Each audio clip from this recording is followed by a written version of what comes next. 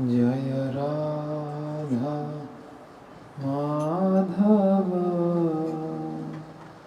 कुंज बिहारी।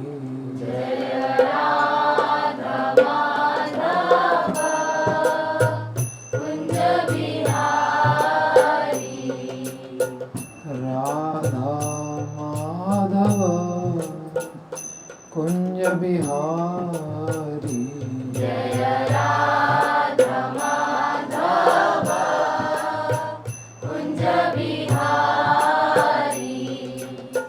गोपी जन वल्लभ गिरिवर धारी।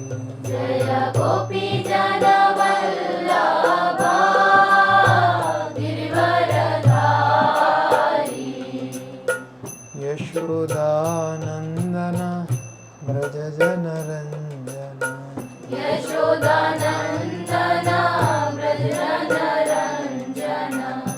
यमुना तीरा वनचारी।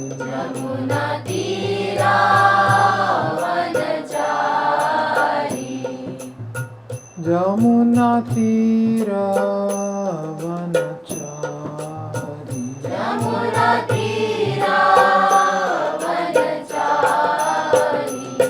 जय राधा माधव कुंज बिहारी।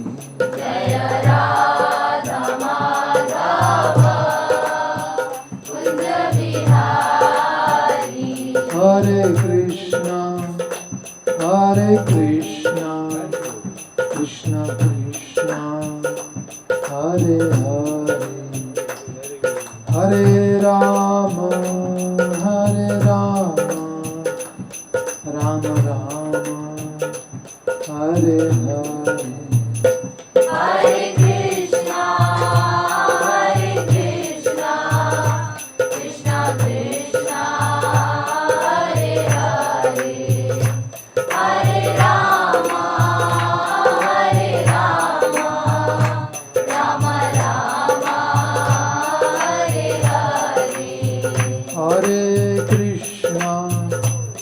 हरे कृष्णा कृष्ण कृष्णा हरे हरे, हरे राम राम राम हरे हरे।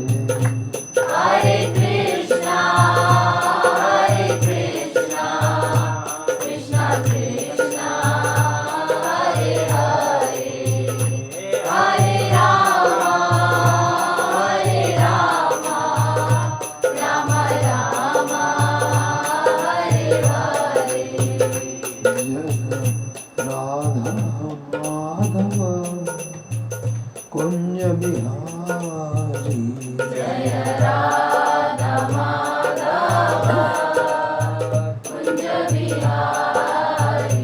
जय प्रभुपादा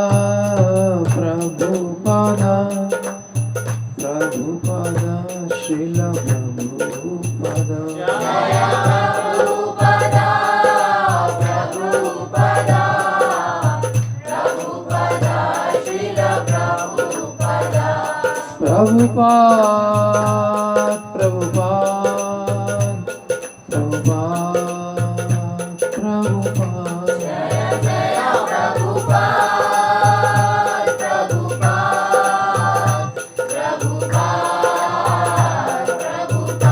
नित्य गौर हरि बोल, हरि बोल, हरि बोल, हरि बोल।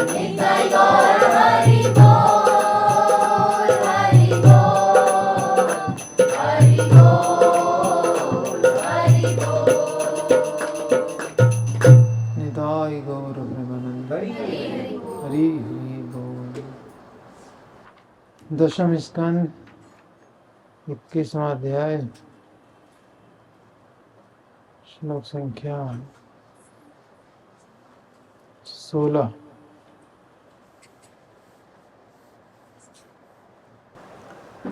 इंद्र दृष्ट्वा तपे मृजपशून् सह रामगोपैः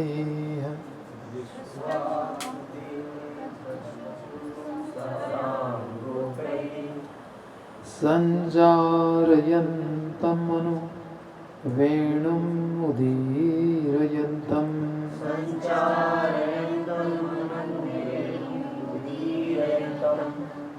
प्रेम प्रवृद्ध उदितः कुसुमावलीभिः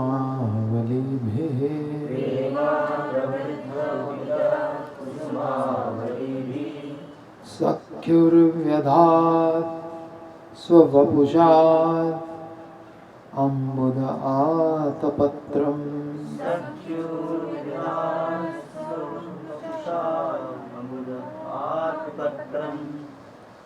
दृष्ट्वा तपे व्रजपशून् सह रामगोपैः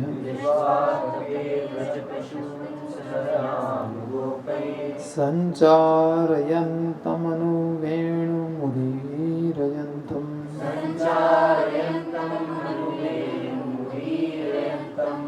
प्रेम प्रवृद्धोदितः कुसुमावलीभिः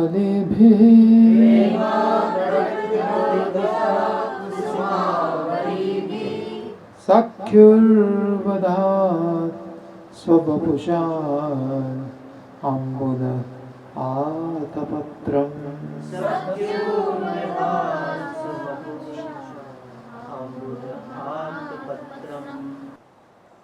दृष्ट्वा देखकर आतपे सूर्य की भरी गर्मी में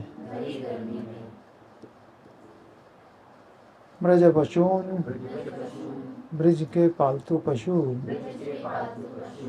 सह साथ साथ राम गोपई बलराम तथा ग्वालों के संचारयंतम चराते हुए अनु बारंबार वेणुम वंशी उदीरयंतम तेजी से बजाते हुए प्रेम प्रेमवश प्रवृद्ध बढ़ा हुआ उदितः उठकर कुसुम आवली भी फूलों के समूह से या ओस के कणों से युक्त सख्यु अपने मित्रों के लिए व्यधात बनाया स्ववपुषा अपने ही शरीर से अम्बुद बादल ने आतपत्रम छाता दृष्ट्वा आतपे ब्रजपशून् सह रामगोपैः सञ्चारयन्तम् अनुवेणुम् उदीरयन्तम् प्रेम प्रवृत्त उदितः कुसुमावलीभिः सख्युः व्यधात् स्ववपुषात् अम्बुद आतपत्रम्।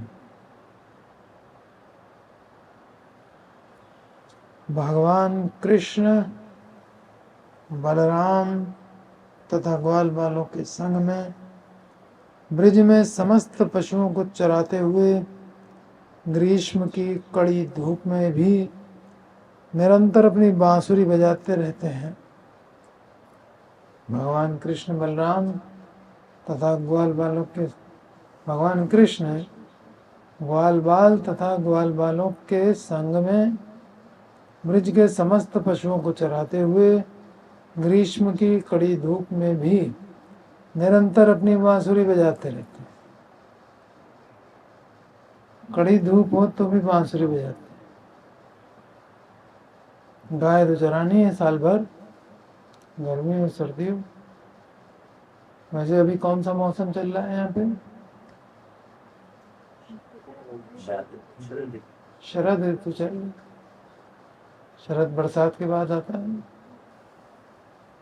फिर भी लिखा है दृष्टवा आतपे, सूर्य की भरी गर्मी में। यह देखकर आकाश के बादल ने प्रेमवश अपने को फैला लिया है। आकाश साफ हो जाता है शरद में, पीछे वर्णन हो चुका है, परंतु फिर प्रकट हो गए। सेवा का अवसर मिला, प्रकट। यह देखकर कि कृष्ण इतनी तेज धूप में भी गाय चरा रहे हैं, बांसुरी बजा रहे हैं। तो इसका मतलब कि जब आकाश में बादल नहीं है, आकाश स्वच्छ निर्मल है, तो सूर्य का प्रकाश भी प्रखर है, बिल्कुल तीव्र किरणें हैं।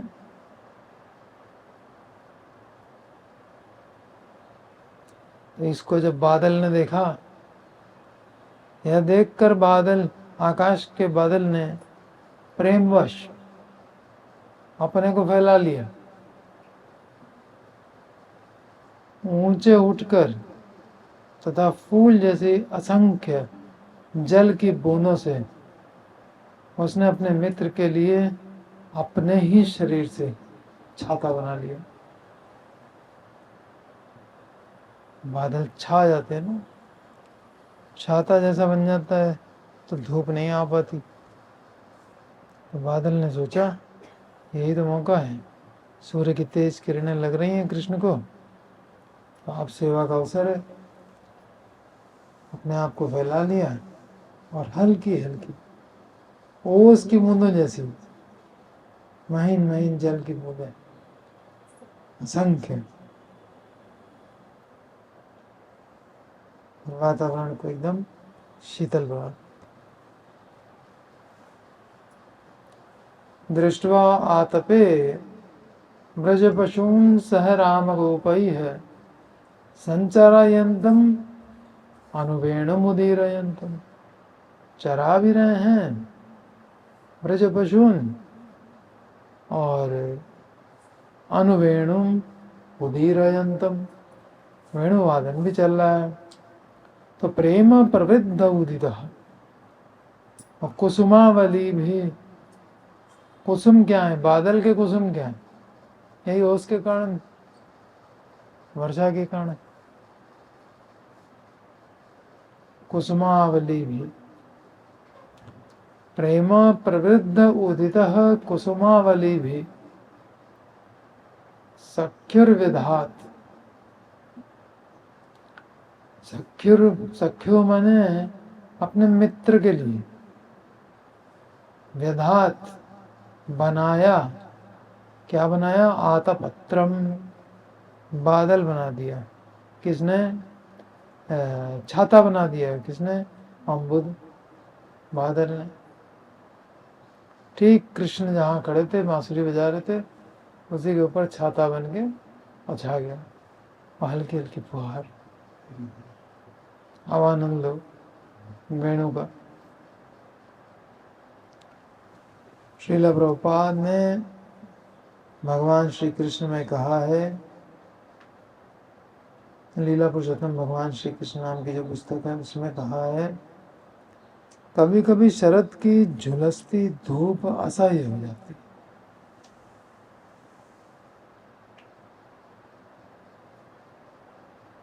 अतः कृष्ण तथा बलराम एवं उनके मित्र जब अपनी अपनी वंशी बजाने में व्यस्त रहते, तो दयावश उनके ऊपर आकाश में बादल प्रकट हुए। ये बादल कृष्ण के साथ मैत्री स्थापित करने के लिए उनके सिरों के ऊपर सुखद छाते का काम करते, वहां से मित्रता हो जाए, कुछ सेवा कर लें।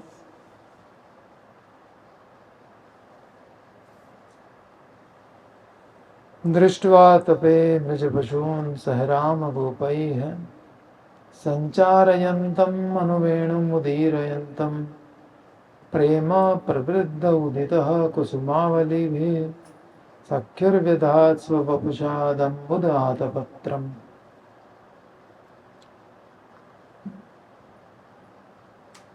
बादल ने ये काम कर दिया। नदियों ने क्या किया? जब नदियां कृष्ण का वेणु गीत सुनती हैं तो उनके मन उन्हें चाहने लगते हैं, जिससे नदियों की धाराओं का प्रवाह खंडित हो जाता है और जल शुद्ध हो उठता है और भंवर बनकर घूमने लगता है। तत्पश्चात नदियां अपनी लहरों रूपी भुजाओं से मुरारी के चरण कमलों का आलिंगन करती हैं और उन्हें पकड़कर उन पर कमल पुष्पों की भेंट चढ़ाती। क्या करती हैं लहरें?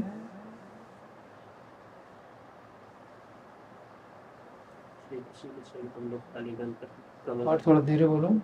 श्री कृष्ण के चरण कमलों का आलिंगन करके कमल भेंट ऑफर करती है। हाँ,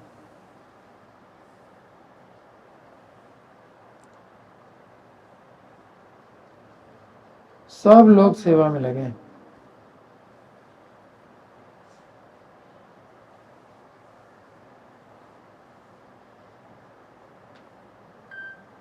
कृष्ण प्राप्ति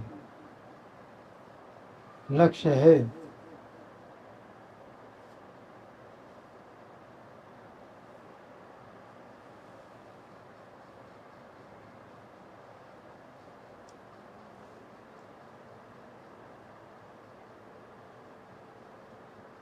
कृष्ण प्रेम प्राप्ति, कृष्ण प्राप्ति।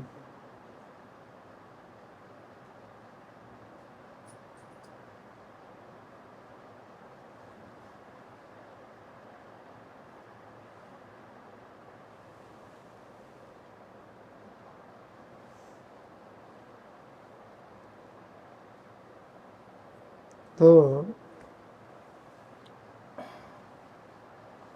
किसको कृष्ण की प्राप्ति होगी? क्या करना होगा? हमें अगर कृष्ण प्राप्ति चाहिए,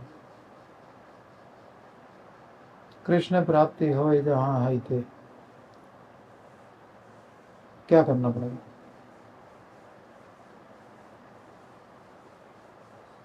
मूल कार्य क्या है जो करेंगे और कृष्ण मिलेंगे?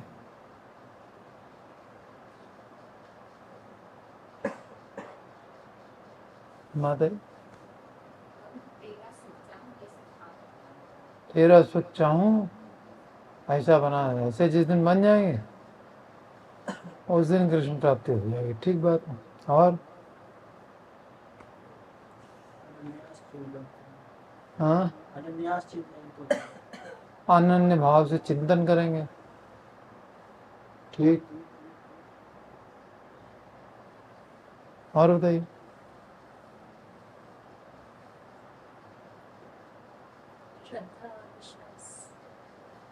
श्रद्धा विश्वास किस बात पे? कृष्ण ही सब कुछ है। कृष्ण ही सब कुछ है। ठीक, भगवान का ऐश्वर्य जब भली भांति समझ जाएंगे तो उन्होंने भक्ति में थोड़ा लगना। जोर से बोलो, वहाँ पीछे तक सुनाई पड़े। भगवान का ऐश्वर्य जब भली भांति हम लोग समझ जाएंगे तो उन्होंने भक्ति में लग जाएंगे, फिर भगवान तो सुलभ हो ही जाएंगे। ऐश्वर्य समझ जाएंगे, भगवान क्योंकि अनन्य भक्ति में लग जाएंगे, और फिर क्या होगा? भगवान सुलभ हो जाएंगे। भगवान सुलभ हो जाएंगे। ठीक, और बताइए।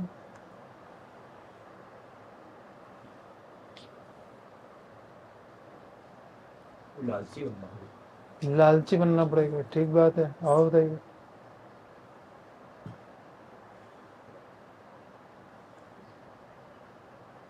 बोलो।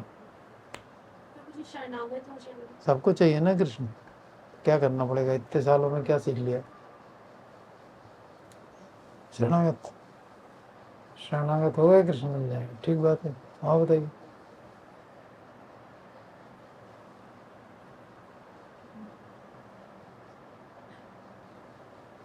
कृष्ण जिनका है उनकी सेवा करो, उनसे कृष्ण मिलेंगे। कृष्ण के भक्त हैं। कृष्ण जिनके हैं उनकी सेवा करनी होगी। अच्छा ठीक, और बताइए। गुरु के आदेशों का पालन करना। गुरु के आदेशों का पालन करना चाहिए, ये भी ठीक है।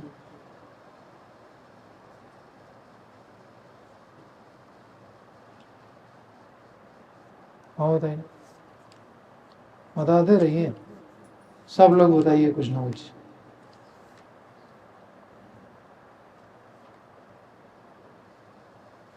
शुद्ध हरि नाम करना चाहिए। शुद्ध हरि नाम, सही है। और नया गुरु और वैष्णव की सेवा।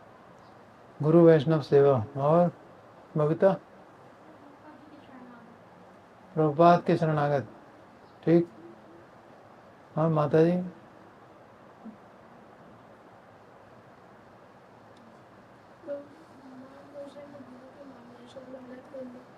नाम जप कर वैष्णव सेवा।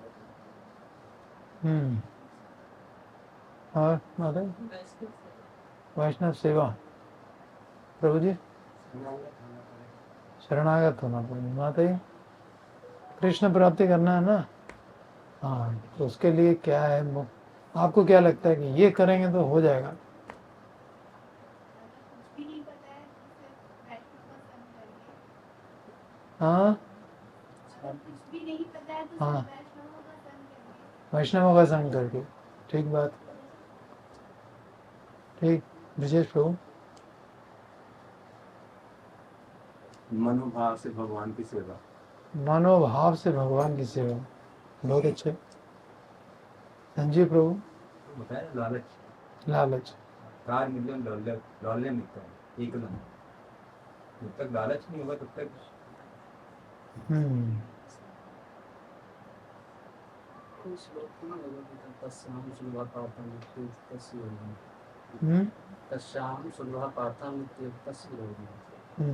मैंने चेता सत्बंधी माँ स्मृति नित्यता कस्या हम सुलभ पाता नित्य युक्त से योगी। ठीक।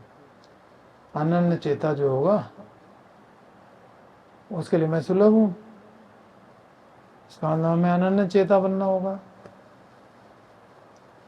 फिर प्रश्न उठेगा, अनन्य चेता कैसे बन जाए?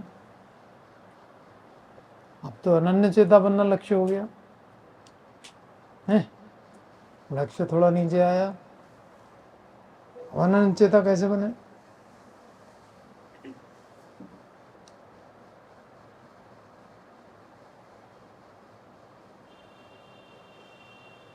लौल्यम, लालच कहाँ से लाए?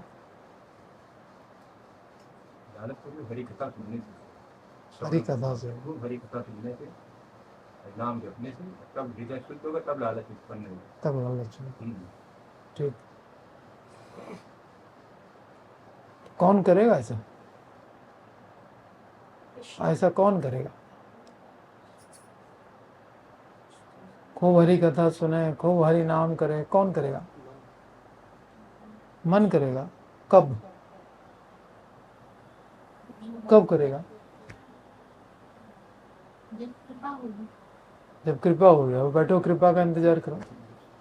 तो संसार से गुरु अनस्पत्ति होगी ना, संसार दुखाले जब फील हो जाएगा, हाँ तब आएगा। तो संसार अच्छा लगेगा जब आएगी, हाँ, उसको संसार की सत्यता का आभास हो जाएगा, वही आएगा। फिर वहाँ की सत्यता का भी आभास हो, फिर रास्ता भी मालूम हो। हाँ, तीनों चीजें है ना। तुमने क्या बोला? तो कोई क्यों होगा किसी के शरणागत? तो ठीक है, कृष्ण प्रेम मिलने से हो क्या जाएगा?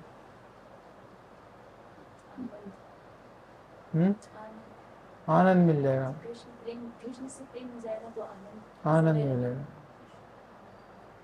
ठीक, चलिए, कहीं कहीं शास्त्रों में उल्टा उत्तर दिया रहता है। जैसे हिरण्यकशिपु ने प्रहलाद से पूछा, तुम्हारी मति कैसे? तुमने तो कुछ बोला ही नहीं। इतने सारे आंसर आ गए।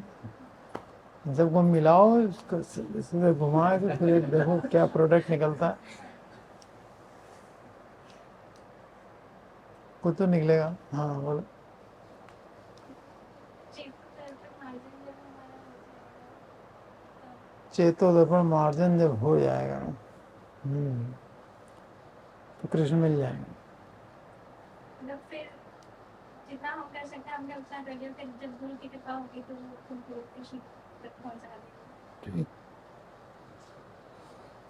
चल। तो हिरण्यकशिपु ने पूछा कि तुम्हारी मति कृष्ण में कैसे लग गई। पहले तो षंड और अमर को खूब डांटा, कहने लगा ये कोई साधु आता है वहाँ पे, तुम लोग ने सिखाया। डर गए, कहने लगे नहीं हमने नहीं सिखाया। बोले फिर कोई आता होगा साधु, वही लोग सिखाते हैं ऐसी बातें। तो कहने नहीं कोई साधु नहीं आता है हमारे यहाँ, अच्छा विद्यालय है यहाँ कोई साधु नहीं आता। इससे अच्छा कॉलेज कौन सा होता है, साधु ही नहीं आता है। ठीक,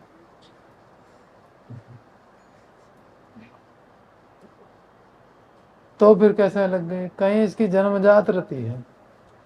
तो तुम्हारी जन्मजात रति कैसे हो गई। तो उन्होंने उल्टा उत्तर दिया, कैसे नहीं होती। मतिर न कृष्ण परतः सत हुआ, ऐसे थोड़ी लगती है।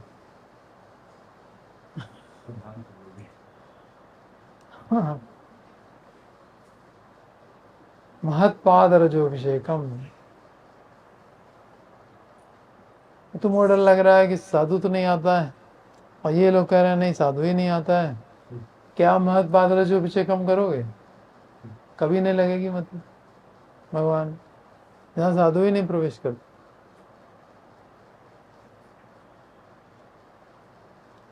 ऐसे ही भगवान किसको नहीं मिलेंगे, उसके लिए एक दो श्लोक हैं। नायम आत्मा प्रवचन न लभ्य।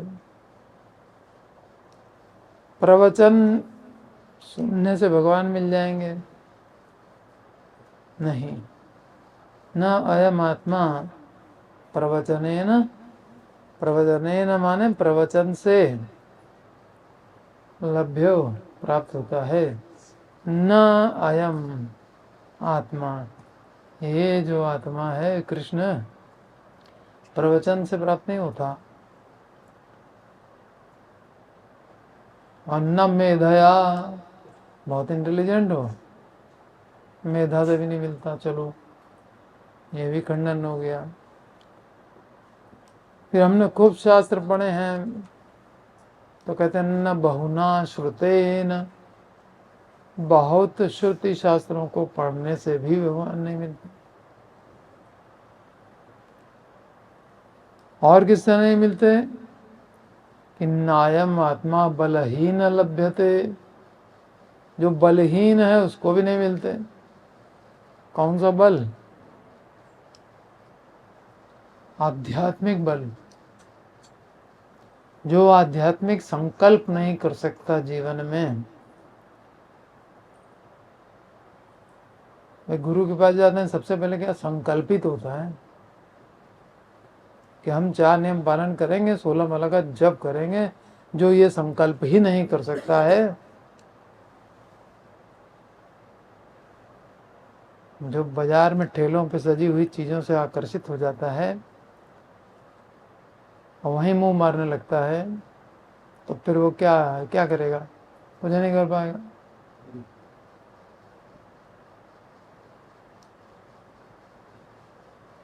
भाई बलहीन कहलाता है ऐसा व्यक्ति, निर्बल, जो अपने मन के आगे हारा हुआ है। इतना बल नहीं है कि मन को कंट्रोल कर सके, इंद्रियों को वश में रख सके। निर्बल, ये कभी भगवान को नहीं पाएगा। चाहे कुछ कर ले, कितना कीर्तन कर ले, कितना भागवत सुन ले, कितना शास्त्र अध्ययन कर ले, लेकिन बलहीन है, कोई संकल्प नहीं करता। खूब कथा सुनी, अच्छी अच्छी बातें सुनी, लेकिन कोई संकल्प ही नहीं हुआ, और हुआ भी तो अमल नहीं हुआ। 4 दिन में टाइम टाइम फिश। इसको कहते हैं बलहीन। नायमात्मा बलहीन लभ्यते न च प्रमादात, प्रमाद से भी नहीं मिलेगा।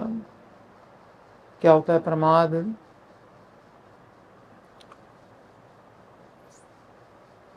जो लौकिक संबंध हैं पुत्र आदि,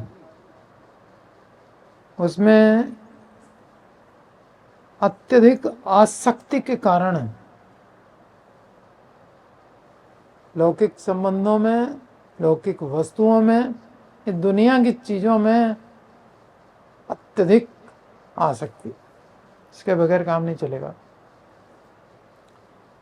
आहार, निद्रा, भय, मैथुन, अत्यधिक आसक्ति, लौकिक पुत्र आदि में आसक्ति के कारण प्रमाद, न च प्रमादात, प्रमाद माने पागलपन। पागलपन माने भगवान ने कहा ये करो, इससे तुम सुखी होगे, नहीं करोगे।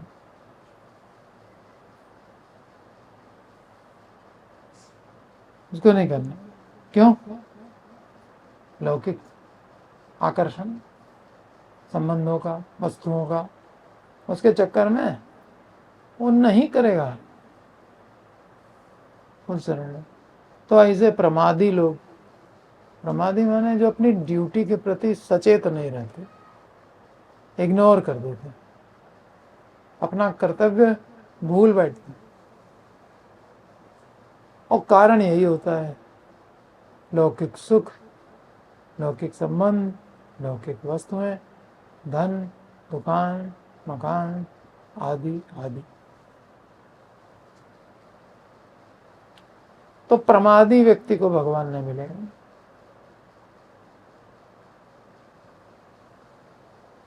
और अगर कोई तपस्वी है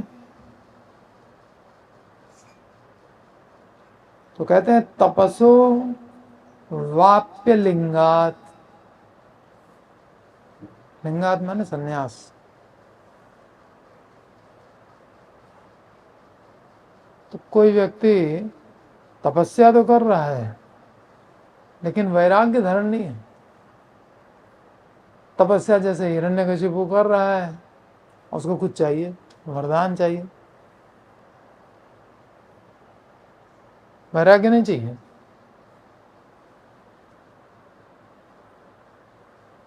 तो ऐसी त्याग रहित तपस्या, उसको भी भगवान नहीं मिलता। नायम आत्मा बलहीन लभ्यते न च प्रमादात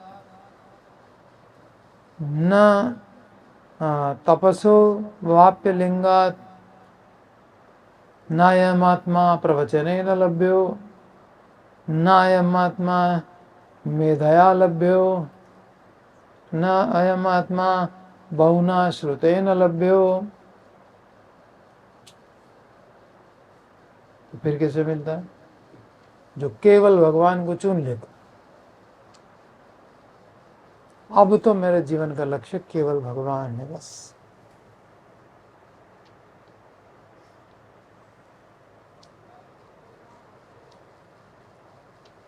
ये जिसका संकल्प है उसी को भगवान मिलेंगे। जिसने अभी तक ये संकल्प नहीं किया है वो भूल जाए कि भगवान मिलेंगे। करो जो कुछ करना है, करते करते एक दिन वहां पहुंचोगे जब ये संकल्प कर पाओगे। साधन बेकार नहीं जाएगा, लेकिन लक्ष्य ये है कि मेरे तो गिरधर गोपाल, दूसरों ने कोई, जिसने केवल मुझे चुना है, केवल मुझे, माम एकम, वही प्रभुपाद के शरणागत होगा जिसने केवल भगवान को चुन लिया। उसी के अंदर लालच होगी जिसने भगवान को चुन लिया। जो कुछ आपने उत्तर दिए वो सब तभी होंगे जब चुन लिया भगवान को कि इनको अपना बनाना है। तुम्हें अपना बनाने की कसम खाई है, कसम खा ले। अब की बार तो बस अटल बिहारी और कोई नहीं, कृष्ण।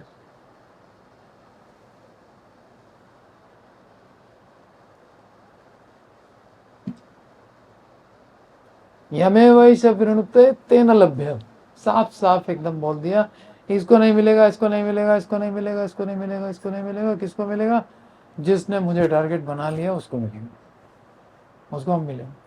हम भी टारगेट बना लेंगे, मेरा स्वभाव है, जैसे मेरे पास आता है वैसे हम भी सेवा करते हैं।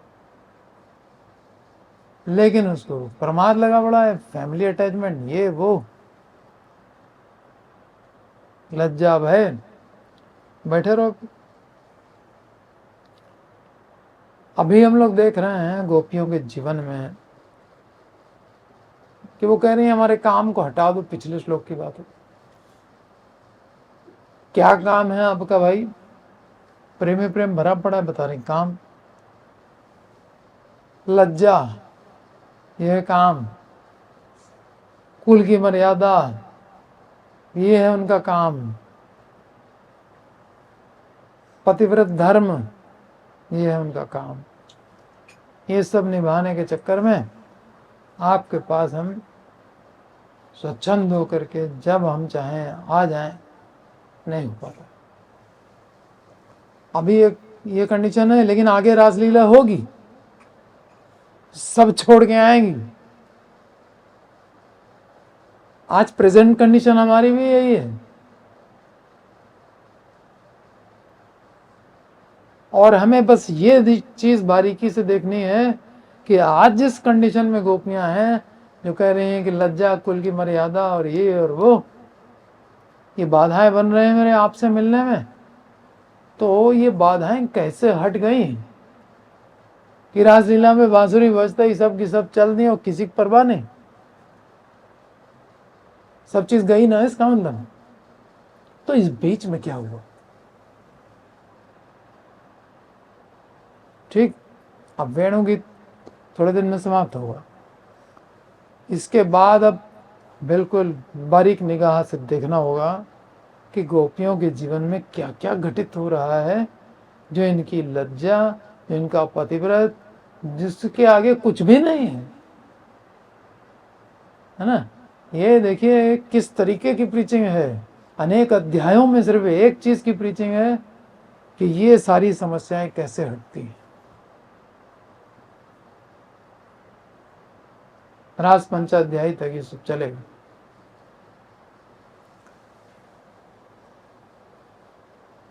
तो यमे वैश्य वृणुते तेन लभ्य,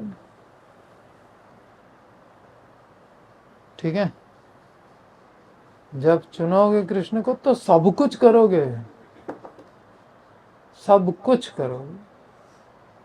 लक्ष्य जो बना लिया तो फिर हम हर चीज करेंगे, उस लक्ष्य की प्राप्ति में जो सहायक होगा सब करेंगे। लेकिन जब लक्ष्य ही नहीं निर्धारित है तो फिर हम वही प्रमाद चल रहा है, ड्यूटी की नहीं की फर्क नहीं पड़ता।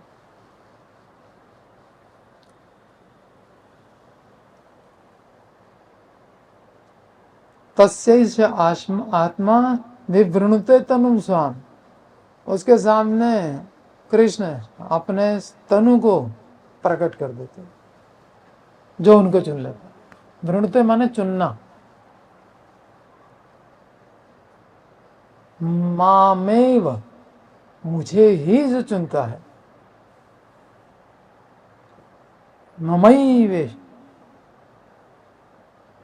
मामे वैश वृणुते, जो मुझे ही चुनता है, तेन लभ्यो, सिंपल सी बात।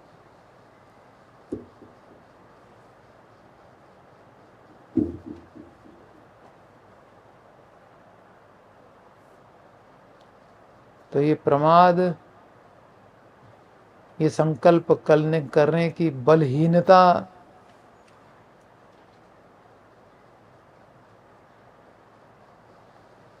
बिना त्याग का वैराग्य, ढेर सारे प्रवचन, बुद्धिमत्ता, अनेक शास्त्रों का अध्ययन, इस सब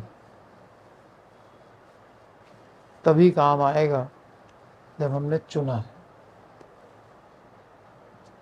अदरवाइज ये काम करना तब तक ठीक है, अप्रोच करने के लिए ठीक है।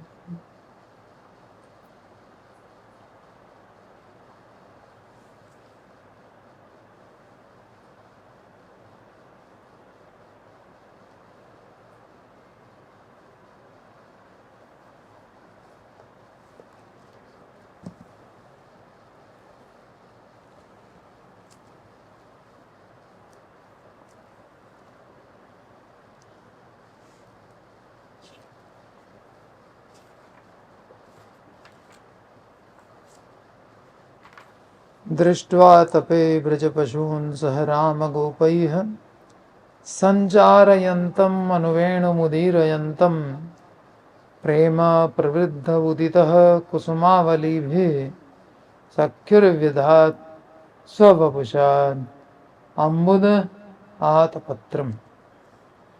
सखी, इस मेघमंडल को देखो। जब ब्रजराज कुमार श्री कृष्ण बलदेव जी एवं ग्वाल बालों के साथ चिलचिलाती धूप में ब्रज पशुओं को चराते समय वंशी वादन में तत्पर रहते हैं, तब उन्हें देखकर इन मेघों के हृदय में प्रेम उमड़ पड़ता है।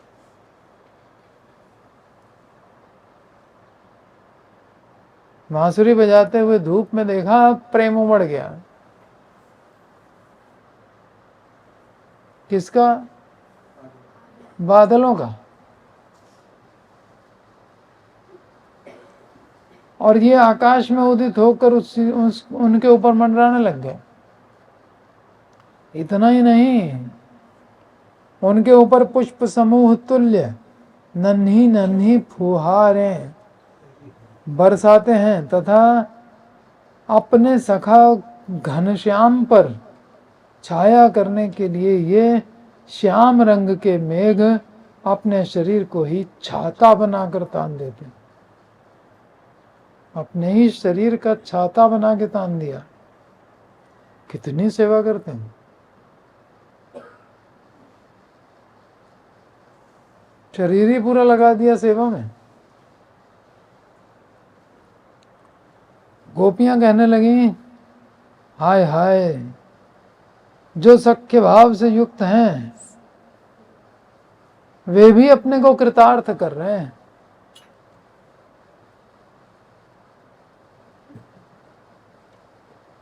यही कह रहे हैं कि बादल अपने जैसे स्वरूप वाले श्री कृष्ण को बलराम जी और ग्वाल बालों के साथ धूप में गायों को चराते समय गायों के पीछे पीछे चलते हुए वेणु वादन करते देखकर छाया प्रदान करते हैं। प्रेम की अधिकता के कारण किस प्रकार ग्वाल बालों और गायों के साथ श्री कृष्ण का ताप दूर हो, यह विचार कर वे कृष्ण बलदेव जी एवं अपने सखाओं के साथ जहां जहां जाते हैं तो वहां वहां आकाश में छा जाते हैं। कृष्ण के साथ ही साथ चल रहे हैं बादल। हवा चाहे जिधर बहे, उनसे मतलब नहीं है, उनको कृष्ण के साथ चलना।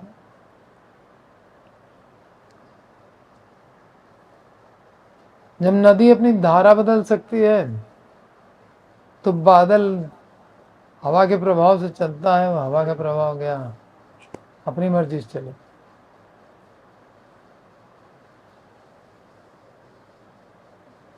तो जहां कृष्ण जाते हैं वहीं जाकर के छा जाते हैं।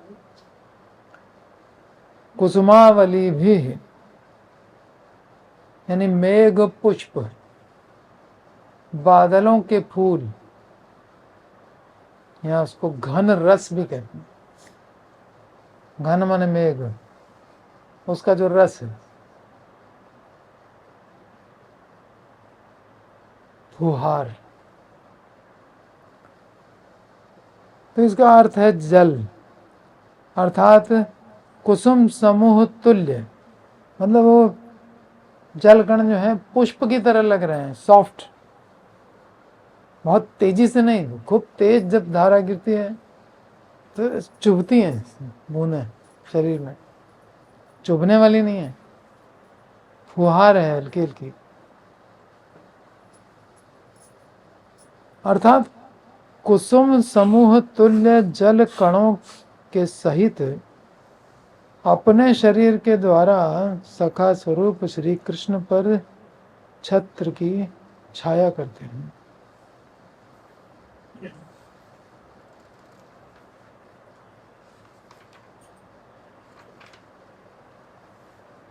तो रस वृष्टि कर रहे हैं, रस की बरसात, जो रस उनके पास है उसी से सेवा कर रही है। क्या है? पानी है, पत्रम पुष्पम फलम तोयम, सेवा चल। जब मौका देखा बस जल ने सेवा चालू करी।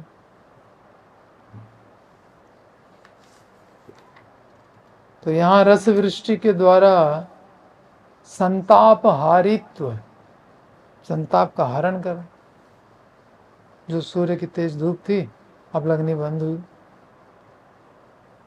सवर्णत्व, वो भी घनश्याम ये भी घनश्याम, दोनों सखा।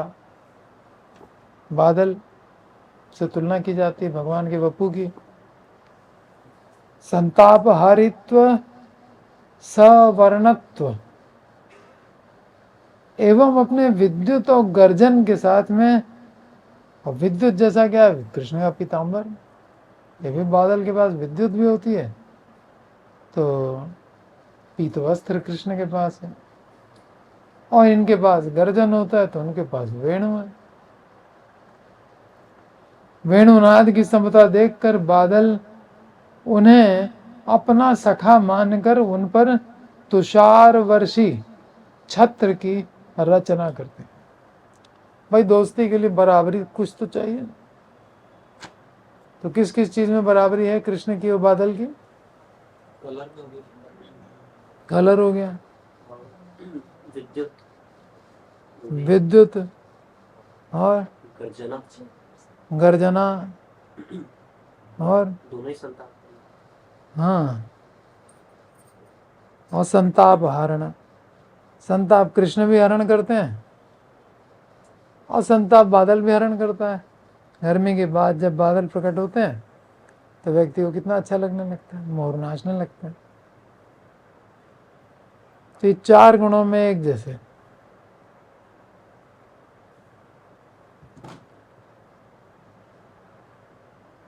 देखो सखी, आकाश में स्थिर बादल भी उनका सुख विधान करते हैं। आकाश में स्थित हैं। पृथ्वी लोक के होते चलो ठीक है, सारे अभी तक तो पृथ्वी लोक के वर्णन हो रहे। आकाश में स्थित बादल भी उनका सुख विधान करते हैं, केवल हम ही उनका सुख विधान नहीं कर पा रहे। घर से ही नहीं निकलने को मिल रहा, वही घरों में बैठी बैठी सब कल्पना में सब चल रहा है, दृश्य का वर्णन कि देखो वो सेवा कर रहा है, वो सेवा कर रहा है, ये सेवा कर रहा है, हम नहीं कर पा रहे। घर बैठे बैठे यही सोचा जा रहा है। कृष्ण सामने से गाय चराते हुए निकल गए, कब के निकल गए? वेणु भी सुनाई दे रही नहीं दे रही है, लेकिन अब वो लगी विचार में, जो वेणु नाद सुना गूंज रहा है।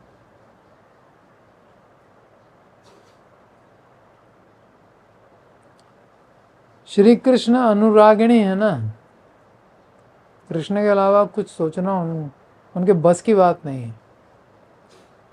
श्री कृष्ण अनुरागणी ब्रज रमणिया, वेणुनाद के श्रवण से उत्पन्न प्रेम विकार, उन्होंने वेणुनाद सुना तो प्रेम विकार उत्पन्न हुए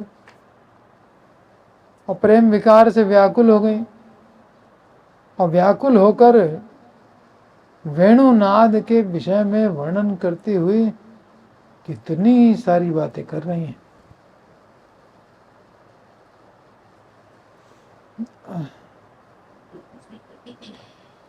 यद्यपि वे अपने हृदय के भावों को छिपाकर अति सावधानी से बातें कर रही हैं, फिर भी बीच बीच में उनका अनुराग प्रकाशित हो जा रहा है। यहां कहां प्रकाशित हो गया? पिछले श्लोक में क्या था? मानसी गंगा, जमुना, नदियों को उसकी लहरें चरण कमलों का आलिंगन कर रही हैं। तो ये इनके हृदय का भाव है कि हम आलिंगन कब करेंगे। वो आलिंगन आरोपित किया जा रहा है लहरों के ऊपर, देखो वो आलिंगन कर रही हैं, हम तो रह गए। तो मन का भाव प्रकट हुआ लहरों के माध्यम से, प्रकट करना चाहते नहीं है फिर भी प्रकट हो जाता है।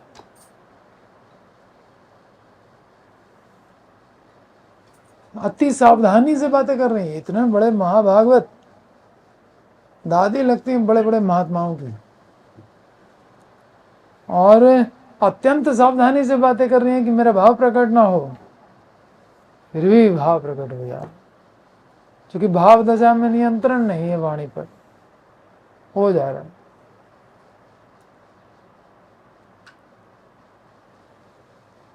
यद्यपि वे अपने हृदय के भावों को छिपाकर अति सावधानी से बातें कर रही हैं, फिर भी बीच बीच में उनका अनुराग प्रकाशित हो जा रहा है। यमुना, मानसी गंगा आदि नदियों के वेणुनाद के रूप में अपने भावों की परिस्फुटित कर दी है। यमुना, मानस गंगा आदि नदियों के वेणुनाद के श्रवण से उत्पन्न भाव विकार का वर्णन करते समय उन्होंने प्रायः सुस्पष्ट रूप से अपने भावों की छवि परिस्फुटित कर दी है, अपनी छवि को प्रकट कर दिया, अपने भाव प्रकट कर दिए।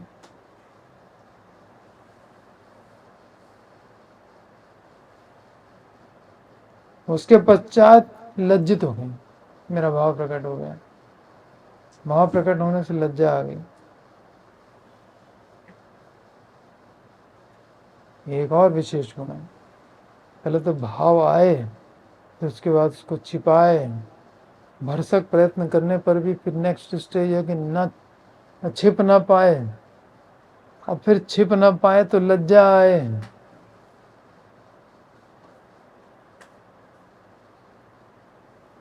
उसके पश्चात उन्होंने लज्जित होकर अपने भावावेग को थोड़ा सा संवरण किया और एक दूसरी की ओर सलज्ज नेत्रों से देखते हुए शर्मा शर्मा के एक दूसरे को देख रहे हैं। यार हमने आलिंगन की बात कर दी,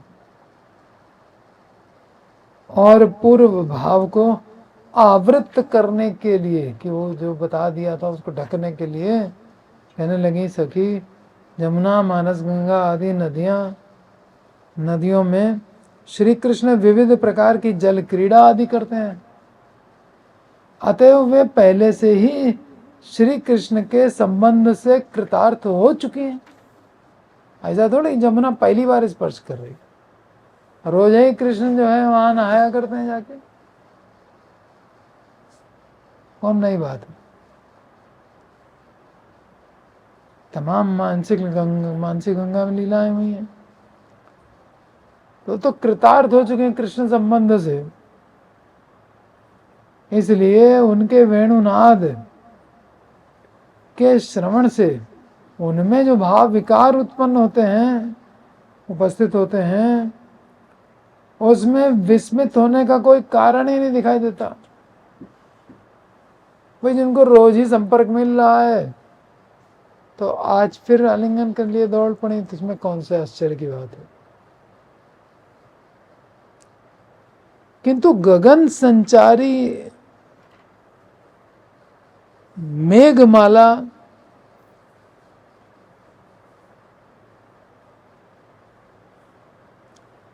गगन संचारी मेघमाला का कृष्ण प्रेम देखने पर विस्मित हुए बिना कोई रह नहीं सकता। आकाश में चलने वाले बादल का कृष्ण प्रेम देख करके तो हमको बहुत विस्मय होता है, आश्चर्य होता है, ये कैसे इतना प्रेम में डूब गया। आकाश में बादलों के सब समय न रहने पर, बादल हर समय तो होता नहीं, हर समय उसको दर्शन मिलता नहीं। आकाश में बादलों के सब समय न रहने पर भी कदाचित श्री कृष्ण के दर्शन मात्र से ही, कदाचित कभी कभी कृष्ण के दर्शन मात्र से, कभी कभी कृष्ण का केवल दर्शन हुआ, न कृष्ण ने बात की, न स्पर्श किया, और कोई कांटेक्ट नहीं हुआ, दर्शन मात्र, और वो भी कभी कभी, वो भी नीचे आके नहीं, वहीं ऊपर से। तो आकाश में बादलों के सब समय न रहने पर भी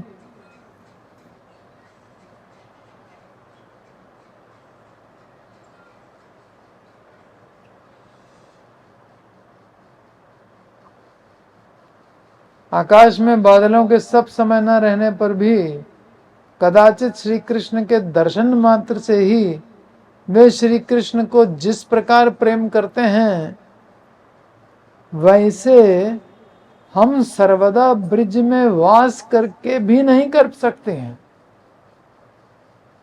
हम तो हमेशा से कृष्ण के साथ रहे, यही जन्म लिया, हम नहीं कर पाए। अब बादल सब समय साथ भी नहीं है, हर समय उसको दर्शन भी प्राप्त नहीं है, घर जाके सो जाएंगे तो कहाँ दर्शन है।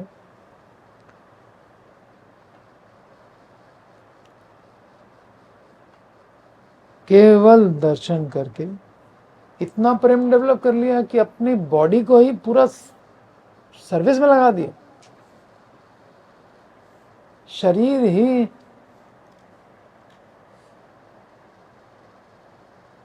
पांच चीजें होती है ना किसी भी कार्य की पूर्ति के लिए, अधिष्ठान, शरीर ही अधिष्ठान बन गया, उससे सेवा हो रही है।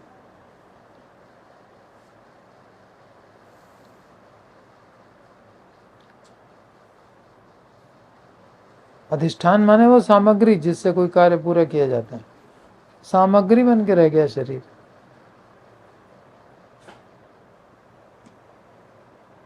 तो वैसे तो हम कहाँ सेवा कर पाए, हम सर्वदा ब्रिज में वास करके भी नहीं कर पाए और न कर पाएंगे, नहीं कर सकते हम, चूंकि काम, क्या काम, लज्जा, भय, पतिव्रत, कुल धर्म,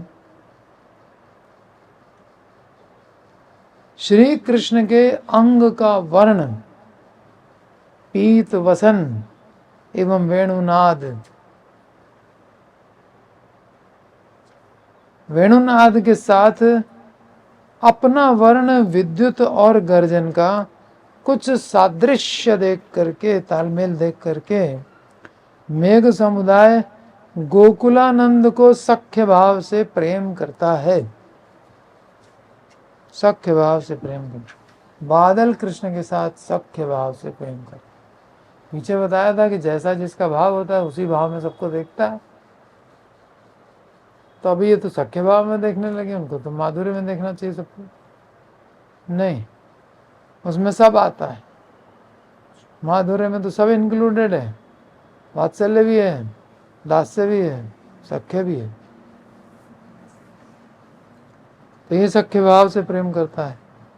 एवं यथासाध्य प्रेम व्यवहार का प्रदर्शन कर, यथासाध्य जितना उससे हो सकता है, यथासाध्य प्रेम व्यवहार का प्रदर्शन कर अपनी सफलता का प्रदर्शन कर रहा है कि देखो हमने सेवा कर ली, कृष्ण को छाया प्रदान कर दी, फुहारें दे दी, अपनी सफलता का प्रदर्शन कर रहा है ये बादल। श्री बलदेव और श्रीराम सुबल आदि ग्वाल सखाओं के साथ में गोचारण करते करते श्री कृष्ण जब मध्याह्न काल में गोवर्धन पर्वत की तलहटी में या यमुना पुलिन में उपस्थित होते हैं तो सूर्य की प्रखर किरणों के कारण श्रांत हो जाते हैं। इतना चल के आना पड़ता है गोवर्धन। तो उस समय घास के मैदान में इधर उधर विचरणशील पशुओं को सम्मिलित करने के लिए कृष्ण जब त्रिभंग ललित रूप में खड़े होकर वंशी वादन करते हैं तब ग्वाल बाल श्री कृष्ण के निकट आकर कोई तप्त शिला पर, कोई तप्त बालू में खड़े होकर अपलक नेत्रों से श्री कृष्ण की भुवन मोहिनी रूप माधुरी का पान करते हैं। जमीन गर्म हो रही है, बालू गर्म हो रही है, अब कृष्ण त्रिभंगी मुद्रा में खड़े होकर के बांसुरी बजा रहे थे। ग्वाल सखा कैसे चूक जाए, वो सब भी चारों तरफ इकट्ठा हो गए, कृष्ण का दर्शन कर रहे हैं, रूप माधुरी का पान कर रहे हैं।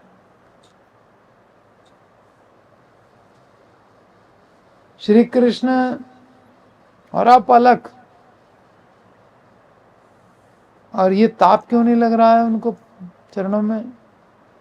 श्री कृष्ण दर्शन के आनंद में आत्मा विभोर होने के कारण उनको तप्त शिला या तप्त बालू की प्रचंड ताप की अनुभूति भी नहीं हो रही है।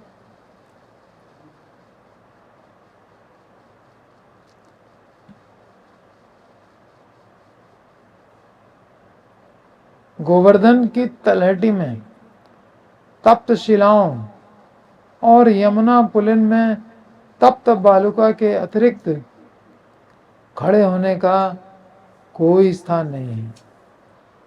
यमुना किनारे सब तप्त बालुका और गोवर्धन में तप्त शिलाएं, तो और कोई स्थान ही नहीं है। कहाँ जाओगे? उसी पर रहना पड़ेगा। श्री कृष्ण तब ग्वाल बालों का ताप निवारण करने के लिए दूसरा कोई उपाय न देकर मल्लार राग में वेणु वादन करते हैं। क्या होता है मल्लार? हरि बोल। मल्हार राग क्या होता है?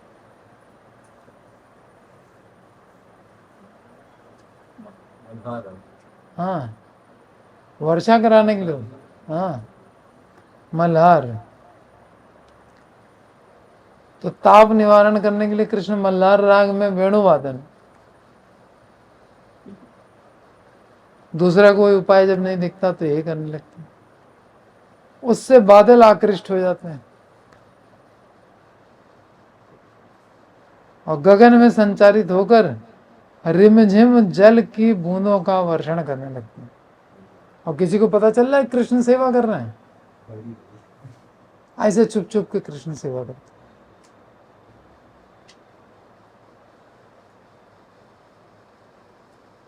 भक्तों की सेवा कर रहे हैं। तांस तथैव भजामि अहम। अब बिना कोई क्रेडिट लिए हैं, बादल आ गए, फुहार कर रहे हैं।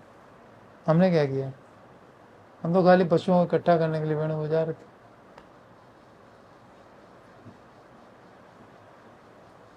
जिससे तप्त शिला और तप्त बालू के शीतल हो जाने पर ग्वाल बालों का ताप दूर हो जाए। ये योगक्षेम वहां में हम हैं जो अनन्य भाव से मेरा चिंतन करते, देख रहे हैं ना, गोपियां हैं, सखा हैं, सब अनन्य भाव से केवल कृष्ण का चिंतन कर रहे हैं। इनके जीवन में कृष्ण को सुख देने के अलावा कुछ भी नहीं है।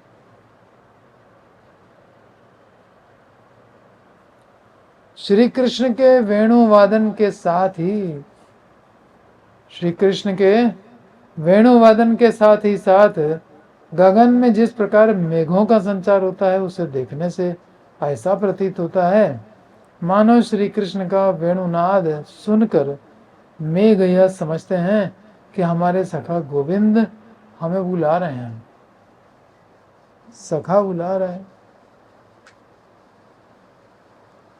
इसलिए वे तत्क्षणात मंद मंद गर्जन के साथ प्रत्युत्तर प्रदान करते हैं, हल्की हल्की गर्जना के साथ, बस आ रहे आ रहे आ रहे, हल्की हल्की गर्जना।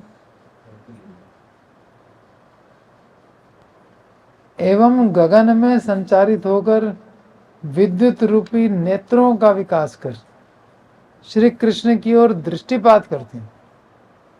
विद्युत उनके नेत्र, लाइट निकाल कृष्ण को देख रहे हैं।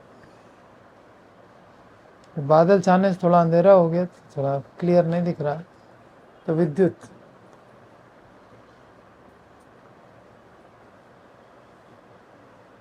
गगन में संचारित होकर विद्युत रूपी नेत्रों का विकास कर श्री कृष्ण की ओर दृष्टिपात करते हैं और प्रचंड ताप का निवारण करने के लिए अपने अंगों को छत्र के आकार में गगन मार्ग में प्रसारण करके बिंदु बिंदु जल कणों का वर्षण करते हैं।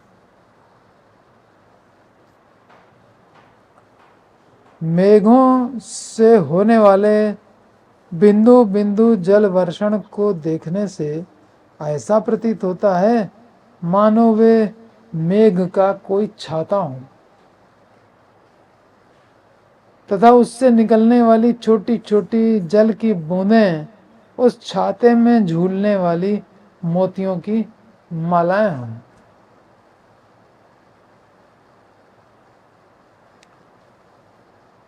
बादलों ने अपनी देह और धन संपदा का मानो श्री कृष्ण के सुख के लिए विनियोग कर दिया।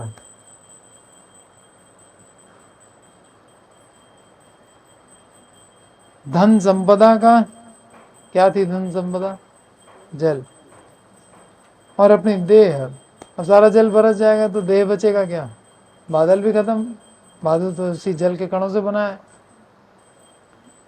तो देह भी जाए और धन संपदा भी जाए, सब कुछ कृष्ण के लिए अर्पण। तेरा तुझको अर्पण, क्या लागे मेरा। बादलों ने अपनी देह और धन संपदा का मानो श्री कृष्ण के सुख के लिए विनियोग किया है। वह सुस्पष्ट रूप से प्रतीत होता है। अतएव हे सखी, मेघ जड़ वस्तु होने पर भी हमसे करोड़ों करोड़ों गुना अधिक सौभाग्यशाली है। जड़ है, ठीक है, जल 5 जड़ तत्वों में एक ये भी है, लेकिन सौभाग्यशाली कितना है? जड़ तत्व भी हमसे ज्यादा सौभाग्यशाली। चेतनों की तो बात ही छोड़ो। मेघ जड़ वस्तु होने पर भी हमसे करोड़ों करोड़ों गुना अधिक सौभाग्यशाली है, क्योंकि हम कभी भी अपनी देह या धन के द्वारा श्री कृष्ण की सेवा नहीं कर सकते। हमने कहा अपने धन और देह से सेवा की। अतः विधाता यदि हमें ब्रिज की गोपी न बनाकर गगन का मेघ बना देते, क्या बिगड़ जाता उनका? हम भी सेवा कर लेते, कि ना कोई लज्जा, ना कोई पतिव्रत, ना कोई कुछ। बादलों के लिए क्या। अतः विधाता यदि हमें ब्रिज की गोपी न बनाकर गगन का मेघ बनाते, तब हम भी बादलों की भांति अपनी देह और धन द्वारा श्री कृष्ण की सेवा करते हैं। हाय हाय, हम गोपीजन में सर्वविध सौभाग्य से वंचित रह गई। गोपी देह क्या मिली, सारा सौभाग्य छीन गया। श्री कृष्ण अनुरागिणी ब्रज रमणिया इस प्रकार प्रेम स्वभाव सुलभ दैन्य के कारण अपनी भाग्यहीनता और बादलों के सौभाग्य का प्रदर्शन करने लगी, एवं बादलों के सख्य भाव का वर्णन कर अपना आंतरिक भाव छिपाने की चेष्टा करने लगी।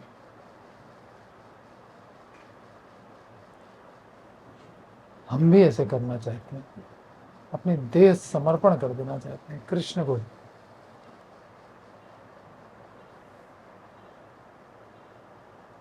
यह है उनका आंतरिक भाव। देखो वो समर्पण कर रहा है अपनी देह, अपना धन संपदा सर्वस्व समर्पण कर रहा है, हम नहीं करें।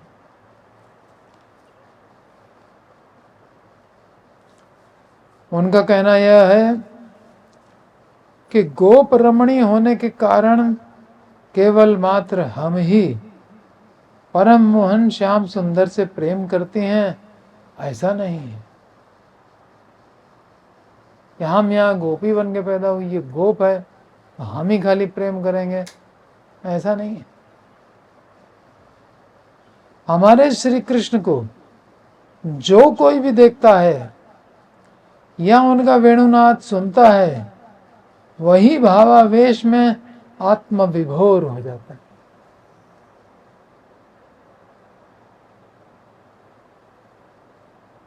हमारे श्री कृष्ण को जो कोई भी देखता है या उनका वेणुनाद सुनता है, वही भावावेश में आत्मविभोर हो जाता है एवं अपना सर्वस्व देकर चिरकाल के लिए श्री कृष्ण के प्रीति विधान करने में तत्पर रहता है। हम लोग श्री कृष्ण से तनिक भी प्रेम नहीं करती हैं, क्योंकि हम बड़े धैर्यवान हैं ना। धैर्यवान क्या प्रेम करेगा? कृष्ण चाहिए, लक्ष्य बना लिया कृष्ण, कब से बनाया, करेंगे, धैर्य रखे बैठे हैं। ऐसा थोड़ी हर काम एकदम जल्दबाजी में। धीरज, अनंत जन्मों से धीरज ही धारण किए बैठे। ये हमारा धैर्य कितना बड़ा है।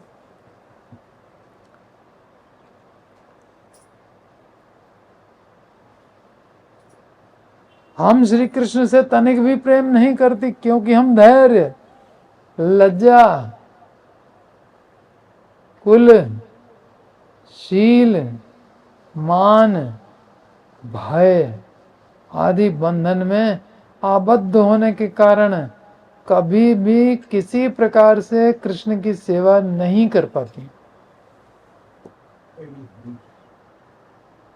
अतः हाय हाय, हम सब प्रकार से भाग्यहीना हैं।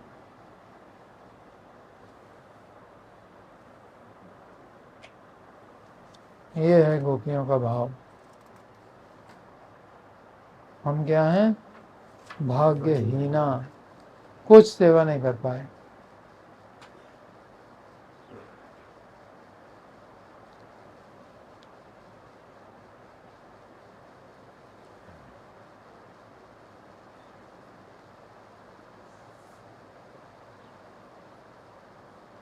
निताय गौर प्रेमानंदे हरि हरि हरि बोल।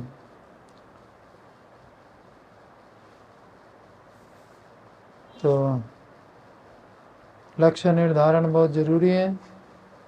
जिसने लक्ष्य बना लिया उसी को मिलते हैं। लक्ष्य नहीं बनाया चाहे कुछ कर ले उसको नहीं मिल पाएंगे।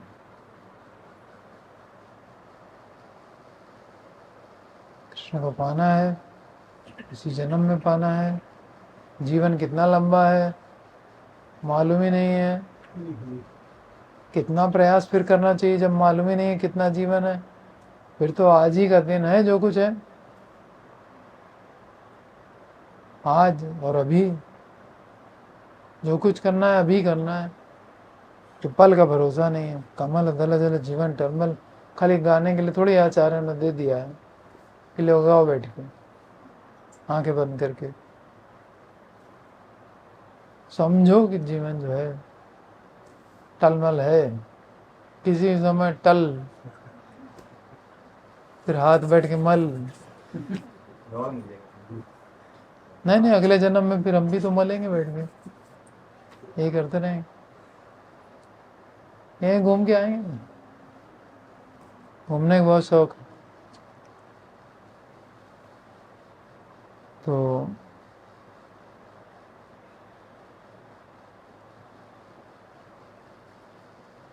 मूल बात है यहाँ से गोपियों के भाव को हमने समझना प्रारंभ किया है।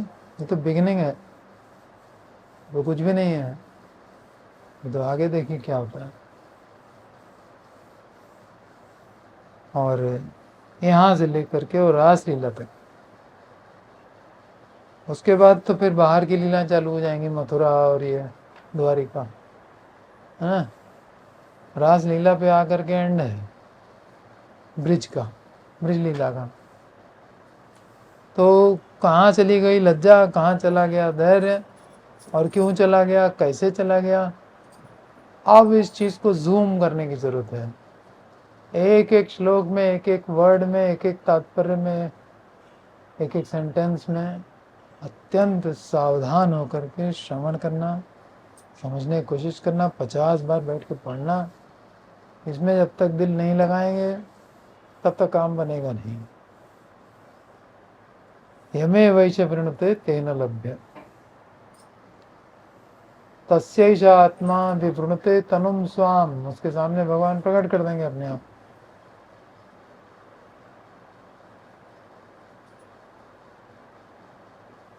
हरे कृष्ण।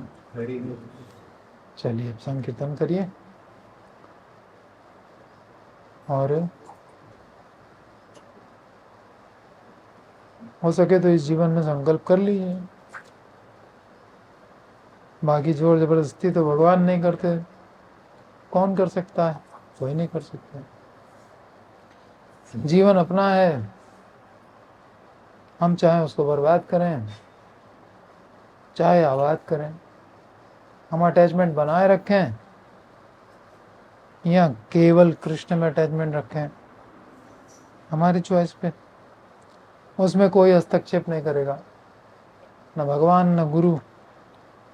गुरु तो रास्ता बता सकते हैं, चलना तो हम ही को होगा। हरे कृष्ण।